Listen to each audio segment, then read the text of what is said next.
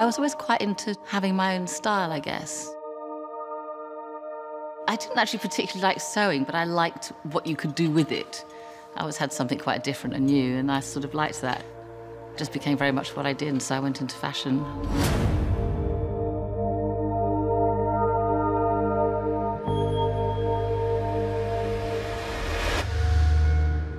When I was 15, I used to go and buy fabric in the daytime with my pocket money and then make something in the afternoon and then wear it out in the evening.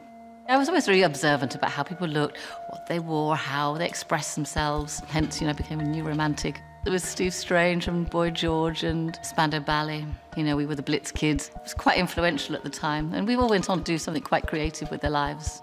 It was a great time to be a fashion student. I just slowly became aware through costume houses. There was the whole side of design that I didn't really know about. I did realise I love the narrative. I like the fact that you use costumes to tell a story and to create character. And the more I did it, the more I realised that's something that I really, really enjoyed. You know the story, you know what they're doing, you know what their relationships are. You need to show that somehow in cloth. In a period piece, you can look at references. What did they wear in Holland in blood? You have the evidence, and then you can play within that. Game of Thrones is much harder in a way because you have to make it up. I just look all the time. Even if I'm not working on something, I'll make scrapbooks.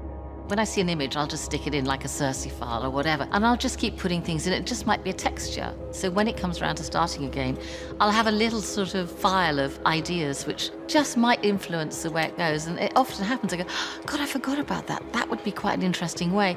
But also what you've done before sort of informs you where you need to go.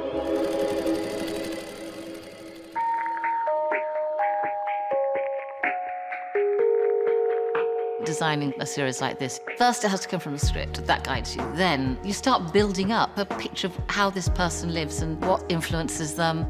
As if they're on the coast, they can trade and they can buy and they can become much more flamboyant. There's competition because there's more than one armourer or more than one dressmaker. It's Winterfell. What do people do in the evenings? Well, they probably embroider. You have to balance that with the other characters around them and consider the set, colours, and it just evolves. I enjoyed doing the four women very much.